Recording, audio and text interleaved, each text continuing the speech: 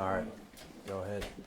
Matt, how different is the bye week without an opponent to prepare for? Like, do you get buried in your own stuff? How do you spend that week? There's a little bit of both. We're able to really dive into the self-scout part. I think that's important. See any tendencies that you might have. Everybody does that. I think sometimes it's telling what you think you might be doing well or not doing well, and sometimes it's flipped. So you hit on that, but then at the same point in time, division game coming up against a great football team. So we want to make sure that we're doing everything we can and using that time off to work ahead as well. So is the former is the self-scout? Is that stuff pretty revealing sometimes? It can be. Yeah, there's you you get the numbers every week, and it kind of tells you where you sit in regards to the rankings. Some coaches take those rankings and they care. I should say politely, they care more or less about some more than others. But at the same point in time, it's important that if you're doing something well, how do you keep it that way? Because the defense is looking at you to stop it. And then at the same, you're also trying to see what are we not doing well, and you usually tend to focus more on that. And then you got to put it into action. When we talked with Patrick, he was in his self-evaluation against Buffalo, said getting through his progressions and also not getting rattled. I guess, what did you see against Buffalo? Really, to me, when you look at it from a bigger picture, you look at it from not so much individual, the thing that stuck out and we talked about as a team and as an offense is we started off that game with 3 and out. And then we came out in the second half. We started off the third quarter, we went 3 and out. We were not efficient at the end of the half with getting a touchdown. We got a field goal from the 1 yard line. And they stopped us on 4th down. So the things that we've been good at most of the year, we struggled with. And that's a credit to Buffalo. They did a great job of putting us in those positions, and they're a good football team. So to Pat's always going to be hard on himself. We as coaches want to see schematically where can we be better, and then now you got to be able to respond. It's not going to be an easy year. It's not going to be an easy week. As the weeks go on, you win or lose. You got to. How do you handle adversity? It's one day and one practice. But what did you see from Josh in his first day back? I thought he did well. Again, excited that he's back in the building. But like you said, it's one practice. Keep that going and just see where that goes. Matt, with the Broncos defense that can get you, cause you problems at all 3 levels, what type of mindset did the offense have to have this week?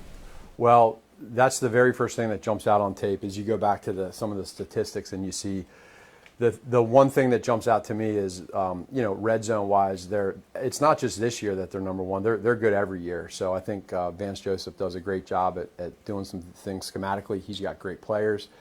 That jumps out, making sure we're efficient there. And then just you look at that front. I mean, they lead the league in sacks. They make game-changing plays, which I think is very important. That if you stay in, that's the other thing in the Buffalo game. We had a ton of 3rd and 8, 9, 10 pluses in that game. Stay out of those. They know that, but we know it too, and we got to figure out ways to do it. But they're really good across the board. They've lost some valuable players too, and they're still good. So that's a credit to them. You just mentioned the 3rd downs. You were, by yards per carry, you were pretty effective. Kareem was pretty effective, but you couldn't stay on the field to get in the carries. But do you feel like the run game is kind of hitting with him, even though you didn't have the big total yards last week? We do. We feel good about that, and I agree with you in the game there versus Buffalo. We had some good things going, and sometimes it's just the rhythm. But big picture for us, as we look at kind of how the year has gone, where we feel with our run game, we feel like internally as an offense that we like some things we're doing, and we want to grow from that. It's so important in these times, especially this time of the year where the weather changes. You can't be one-dimensional, number one, and number two, you always got to be able to run the football. Sets up play action, screens. So we like where we're at. We want to keep that going, and it's going to be a super big test against a great defense. One of the Buffalo, Hairston mentioned Yeah. that Xavier was tipping thing. What do you do on that? How do you go back and examine and try to see, or is it just a guy talking smack? No, I think there's some stuff in there. What I say big picture is, I don't know. We're always looking at our guys. We're always trying to help our guys out with tendencies, not just schematically, but what they're doing as well. So the guys know it. We do that every week, and I don't know where he was coming from with that, other than just saying what he felt. And so let's be able to stay on top of that stuff, look at it, and respect that. There was so So much you data. mentioned the Broncos sacks. I mean, 15 players on that defense has at least a Yeah. sack. How do you scheme against something like that, and how important is it for the offensive lineman to trust the guy to their right or left? Huge. That communication is massive. They're good enough as is one-on-one. So you just go one-on-one, they're really good. Then you throw some stunts and some blitzes and second-level guys coming into it. Then you throw the communication part. They're good at it. So, we just got to make sure schematically that we understand we like where we're at as an offensive line. We like where we're at with our protections. So, and then in the run game, that's critical too.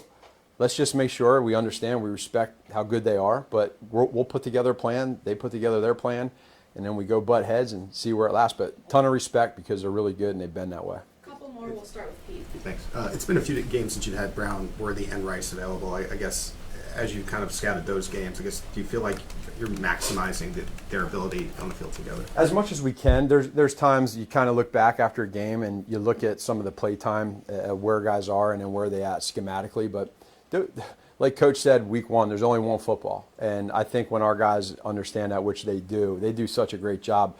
I've been saying to everybody in here when we talk, the amount of selflessness that we have on this team. And I'm with it, internally with the offense, I see it. And you love that. And then as a person that's a part of this, as an offensive coordinator, you got to also do the therapy of making sure guys understand they might not have a bunch of catches or targets, but they're involved another way, and they got to appreciate that. Are there any ways you hope to be better against the pressure than you were against the Bills? Yeah, I mean, there's ways that we think we want to use. I'm not going to get into it schematically, obviously. No, I know. Internally here, but we feel like we have a good plan, and we know that, and they got good players. We like our offensive line players, and it's just about two good teams going at it, big game, big division game, and that's what I think everybody wants. Thanks, Coach. Thank you.